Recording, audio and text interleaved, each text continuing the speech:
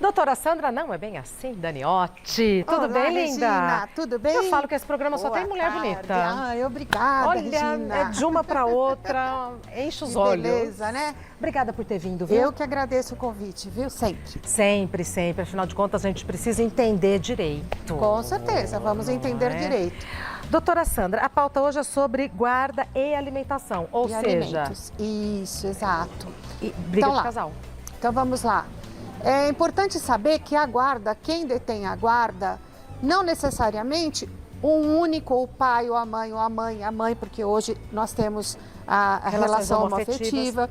Então, mas é assim, dividir as responsabilidades para com a sua prole, para com o seu filho. Aí o entendimento é, mas quem tem a guarda, eu fico com o filho, você que paga a pensão. Não, hoje nós podemos compartilhar a guarda, que é o mais correto, dependendo da situação, o que for melhor para a criança, sempre focando no que é melhor para a criança.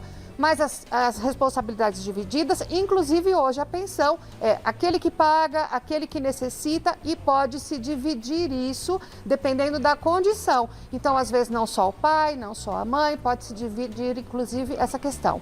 Mas a dúvida é, eu tenho a guarda, mas eu não trabalho, eu tenho a guarda unilateral, eu não trabalho. E como é que faz? Eu posso ter a guarda? Pode, se você for a pessoa mais adequada para manter o seu filho com você, a guarda, as responsabilidades, e o outro é que proporciona essa condição, perfeito.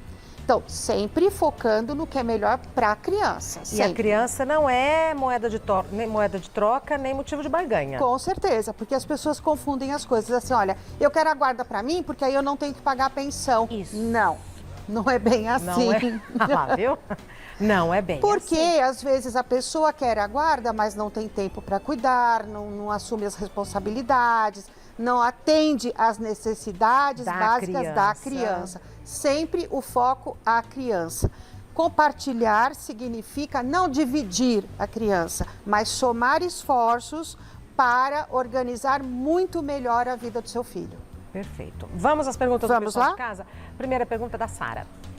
Meu ex ficou devendo pensão e alegou que estava desempregado. Agora está trabalhando registrado. É verdade que posso penhorar o salário dele para quitar a dívida? Olha, nós temos aí a proporção de 30% até 30% dos rendimentos para... Você desconta os 30%, desconta aquela parte que é do imposto de renda e o INSS. Então, sem desconto. Sem aqueles descontos, aí você desconta os 30% da pensão.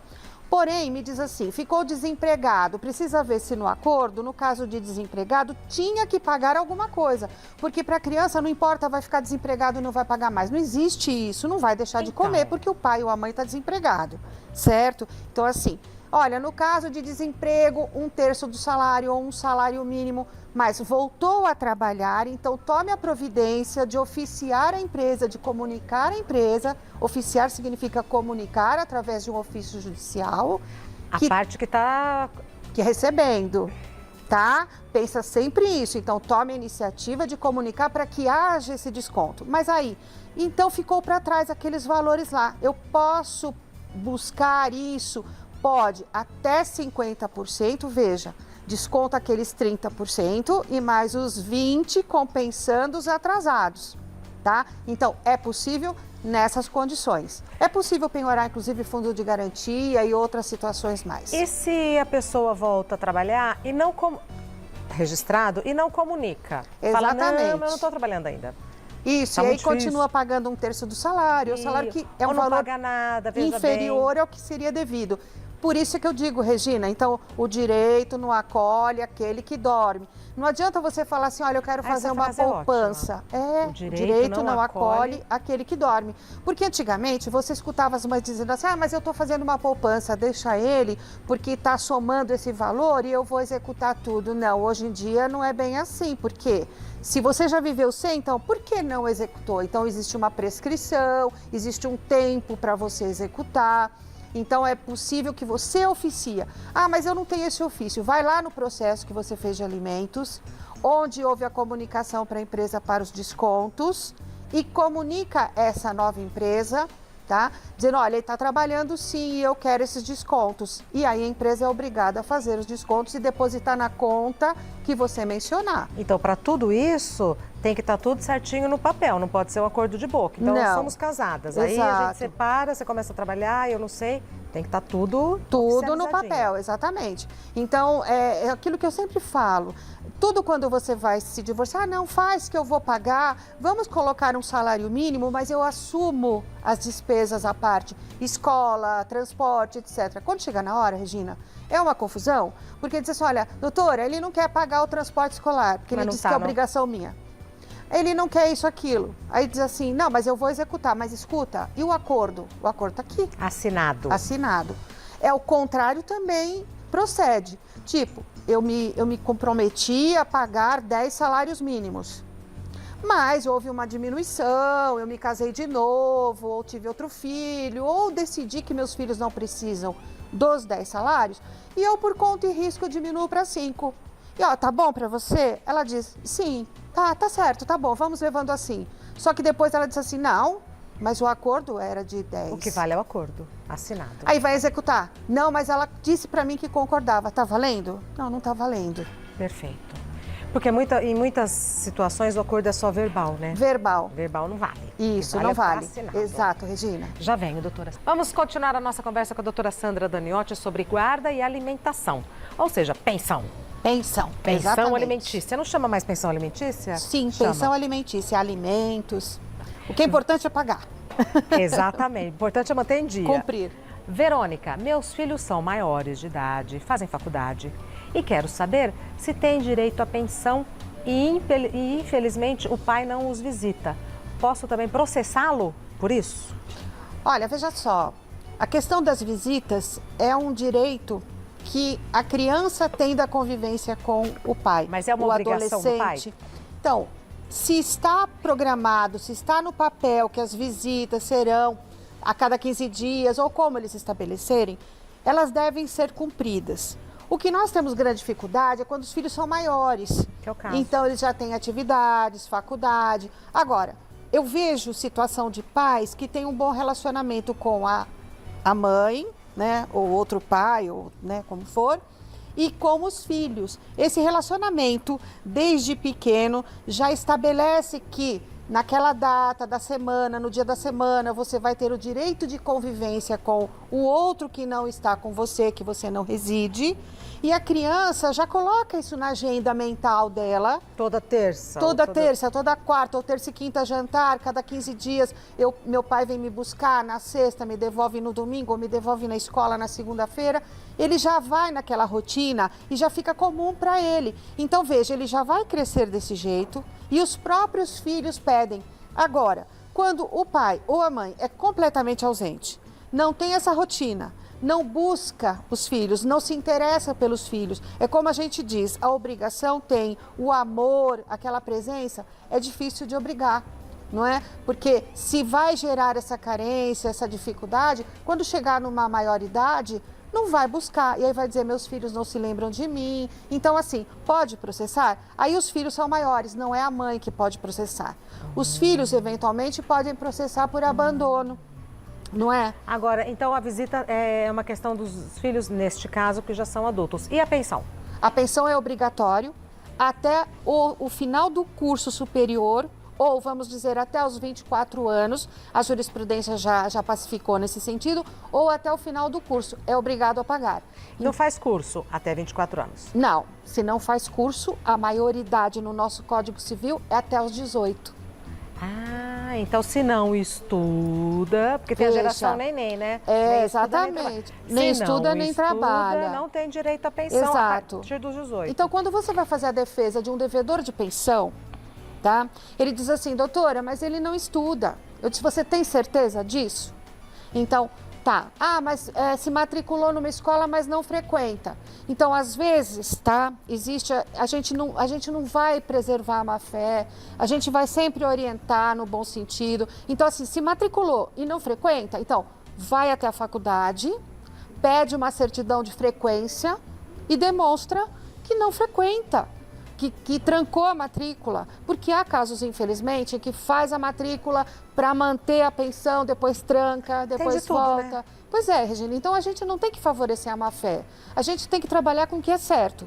Então, assim, está estudando? Sinto muito, você vai ter que pagar e cumprir com a sua obrigação até o término. E eu digo, seja feliz com isso, né? Que seu filho, sua filha estuda, quer melhorar de vida. Doutora Sandra, já que você falou de má-fé, e aquela criança, já não é mais criança, né? Está na faculdade, mas e aquela pessoa que, assim, o curso é de 4 anos, faz em 8? Então, vai pagar até acabar. Pois é, Regina, então o que nós temos que a gente não pode preservar o ócio, tá? Então, assim, eu sempre digo isso, olha, cuidado, porque você pode estar mantendo um adolescente numa situação de que diz, nunca vou trabalhar, meu pai e minha mãe pagam as coisas. Que não é bom nem para o filho. Não é bom para ninguém, porque depois passam-se os anos, o pai e a mãe envelhecem e vai ficar sustentando até quando? Então, assim, o trabalho é o sal da vida. Então tem que mostrar isso para os filhos e trabalhar não faz mal para ninguém, tem que orientar nesse sentido, né? Então se você percebe que o seu filho está fazendo isso, não frequenta as aulas, não estuda, mas meu pai... você pensa que não tem caso, Regina? Com 30 anos, o pai pagando 32, 33, já tive caso, o pai pagando a pensão, diz, mas doutora, eu não termino a faculdade. Eu falo, bom, você que tem que pôr um breque nisso. Então tem uma conversa, né? Ah, mas o que faz com o dinheiro da pensão? Comprou um carro. Então cabe à pessoa, a parte, provar que o dinheiro da pensão não está sendo utilizado para o fim ao qual ele foi destinado. Tá. A gente tem que ver os dois lados, né? Sempre. Outra pergunta vem da Silmara. Com o falecimento do guardião, como fica a guarda do filho e a pensão? Olha que pergunta interessante, né, da Silmara. Nós tivemos até um caso recente da cantora Marília, né, que com o falecimento naturalmente passa para o outro, o pai ou a mãe, o sobrevivente. Isso pela lei natural. Porém, você veja que sempre você tem que focar no que é melhor para a criança, tá? Às vezes o sobrevivente, ou o pai ou a mãe, não é a pessoa que vai destinar a maior parte do tempo, que vai preservar o que é melhor para a criança, que está previsto no Estatuto da Criança e do Adolescente. Então, assim, sobrevivente, mas ele é melhor para cuidar? Ele está bem de saúde? Ele trata bem? Ama a criança? Tem afinidade? Porque a criança pode não ter afinidade, pode ter afinidade com a avó, com uma tia. Exato. É muito comum isso. Então, assim, pode-se compartilhar esta guarda? Pode. Veja que entre o sobrevivente... Entre o sobrevivente e alguém da família, o qual já, de fato... Às vezes uma madrinha. A madrinha, uma tia, é comum. Então, infelizmente, com essa questão até do que nós estamos atravessando do Covid, eu tive um caso que faleceu a mãe e a tia cuida. Então, a tia ingressou com o pedido da guarda. O pai não tem essas mínimas condições para cuidar. Então, quer dizer, tudo isso vai ser levado em juízo e pode se discutir. Veja, passa-se a guarda naturalmente para o guardião sobrevivente, né? Porém, e se esse não tem aptidão para cuidar de uma criança, um adolescente? Então, vamos ver para quem é melhor. É possível. E como fica a pensão? Aquele que detém a guarda, que é o guardião, ele tem o direito, que pode não ser a mãe ou o pai, que pode ser uma avó, não é isso? Ela pode pleitear o direito da criança, não é dela, é da criança, da pensão alimentícia. E o outro, vai ter o direito, vai pagar, mas vai ter o direito de convivência, de uma forma ou de outra, sempre observando o que é melhor para a criança. Perfeito. Já venho, doutora. Essa história da avó, depois eu quero saber na volta, se os avós podem ser... não é fiscal, mas os avós também podem ajudar a cuidar, a zelar pelo bom relacionamento do menor com o guardião. Sim. Já vem. Porque eu já vi casos da avó falar, mas ela não está feliz porque o fulano não cuida. Então, os avós, os tios, os padrinhos, as madrinhas podem assim, ajudar a zelar pela criança, pelo menor, que não moram com eles? Claro que pode. Quando você percebe que uma criança não está sendo bem tratada. E volta com roxinho. Isso, maus tratos ou alguma coisa muito nesse magrelinha. sentido. Você sabe, Regina, às vezes a mãe tem dificuldade em aceitar certas coisas. Então, assim, eu vejo o caso, então, a avó vê, a criança relata um abuso, ou relata, ou aparece com as manchas roxas, diz, aconteceu isso, aquilo, e a mãe diz, não, isso é da cabeça dela e a avó tá vendo. Então, é importante relatar esses fatos, sim, e se for o caso, até uma denúncia, tá? Uma denúncia e aí vai via um boletim de ocorrência, delegacia de defesa da mulher. Então, fazer, porque é um dever de todos, porque a omissão também é um crime, as pessoas não sabem disso. Praticar uma ação ou omitir o seu dever de zelar, tá? Pelo bem-estar da criança. Sim, é possível. Então vamos continuar, porque a gente ouve cada caso, né, doutora Nossa! Sandra? A Karen, a filha do meu marido, tem 24 anos, faz estágio, mas nunca quis trabalhar. A mãe é advogada e o meu marido não consegue nunca alterar o acordo que foi feito 20 anos atrás. Hoje temos gêmeas de 4 anos e ele continua pagando a pensão normal. Tá correto? Nossa, aí é fogo no parquinho, né? Porque, olha, veja só, a mãe, a mulher do que deve a pensão, a mulher do ex é advogada, então aí diz assim, mas sabe como é que faz as coisas e insiste em que ele continue pagando. Então, veja, 24 anos já é uma idade, então está fazendo estágio, então está trabalhando, de certa forma, trabalhando num estágio.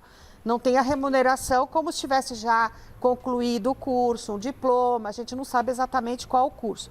Mas é importante verificar se esse estágio é remunerado, né? Se verificar qual é o valor que se ganha nesse estágio.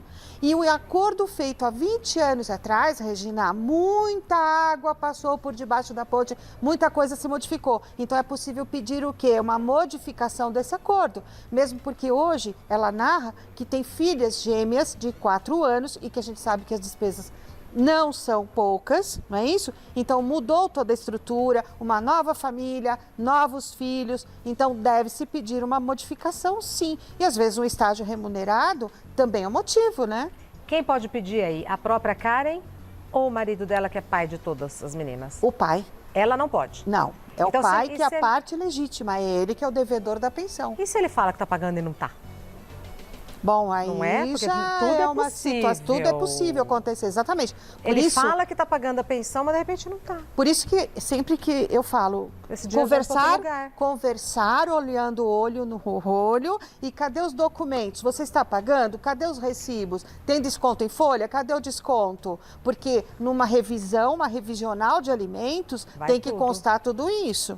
Tá? Então, entre o marido e a mulher tem que haver uma afinidade muito grande, honestidade, cumplicidade, não é isso? Porque a atual está dizendo o seguinte, olha, em prejuízo das minhas filhas, ele está pagando, são pequenas, então é interessante uma conversa muito séria, né? Verificar os documentos, pega lá o acordo antigo, pega quanto está pagando de pensão hoje, 30% ou supera isso, ela tem um rendimento, ainda que seja estágio, e as nossas filhas, elas precisam de um atendimento maior, então vamos rever isso? Se a pessoa disser, não, porque ele é o direito dos filhos dele e ele precisa querer fazer isso, porque a parte legítima é ele, né? Tá bem? Mais uma. Daniela, é verdade que além da prisão, eu posso pedir para negativar o nome do devedor de alimentos e como eu devo pedir? Pois Os dois, a prisão e a negativação. Vi esses dias, acho que foi até ontem, né, que um famoso disse assim, não, olha, eu vou voltar para o Brasil e vou cumprir a pena. Cumprir a pena não resolve, é uma medida, mas não resolve a questão do filho. Exato. Então, veja, cumprir a pena não vai elidir a questão da dívida, vai ter que pagar, vai cumprir a pena e vai continuar devedor, tá? Mas hoje nós temos, pelo novo Código de Processo Civil, nós temos algumas medidas que é negativação do nome, você pode pedir para reter o passaporte, porque a pessoa está viajando, isso e aquilo, mas não paga a pensão. Aí as redes sociais mostram uma coisa, uma vida. Então, vamos cuidar disso, né? Inclusive, há casos que seguram até a carteira de motorista, tá? Então, negativar o nome... Quer dizer, o sujeito se complica. Bloquear o cartão de crédito, bloquear o crédito, quer dizer, a pessoa não tem como e vai fazer um jeito de resolver essa dívida para poder se livrar do problema, né? Então, ser preso não resolve o problema da dívida, tá? Ao contrário que muitos pensam. Ah, eu vou preso, fico lá 60 dias e tudo bem, vou ficar livre com a justiça. Não liquida o problema. E isso porque a gente não está falando no trauma na criança. É horrível. Que para mim é o pior, o foco, às vezes leva uma vida para resolver. Você sabe que a criança, ela desenvolve razão. Nós temos os 3 tópicos, né? A razão, a emoção e o instinto. Então, você já nasce com instinto, desenvolve a razão, toma lá, dá cá, mas você tem emoção. Essa emoção, ela começa a desenvolver no útero e ela vai. Esses problemas, os casais não imaginam os problemas que eles estão atraindo quando eles não resolvem as suas questões do casamento e com a criança, porque a criança vai arrastar um problema emocional pro resto da vida. Você falou um assunto muito sério, Regina. E arrasta mesmo. Arrasta. Né? Fora a memória, porque criança lembra de umas coisas que você fala, eu não acredito que você lembra disso. Lembra. Exato. E quando as crianças, ela se bloqueia, ela se fecha, aí vai para o psicólogo, não sei por quê, a criança não fala, a criança fica trancada no quarto. Será que você não sabe mesmo? Será que você não tem culpa nisso tudo? Então é importante, quando você conversa com os pais, você começa a descobrir o porquê a criança é daquele jeito. Então a gente precisa se olhar para si e verificar, né? Doutora Sandra, mais uma vez, muito obrigada por ter vindo. Eu que agradeço, Regina. É sempre um prazer recebê-la. Adoro, sempre um prazer. Esse programa maravilhoso. Um abraço a todos que estão nos assistindo. Os assuntos são difíceis, mas a presença da doutora Sandra é sempre muito suave e é importante a gente entender direito. Sim. Não é? É a vida toda, né? O conjunto. Doutora Obrigada. Sandra Daniotti está no Instagram e no Face como Sandra Daniotti, com 2 T's e I. O e-mail da doutora Sandra Daniotti, sdaniotti@uol.com.br. Telefone da doutora Sandra Daniotti, do escritório, 3857-5778. 3857-5778. E na dúvida, vá buscar uma orientação segura, responsável. Sempre. Porque depois só complica. Exatamente. Não é? Por mais difícil que seja agora, é melhor agora do que deixar para depois. Pense muito bem, antes de fazer um acordo, né? Um beijo grande, obrigada, tá linda. Manda um beijo para sua Regina. menina. Obrigada, viu? Um abraço para todos.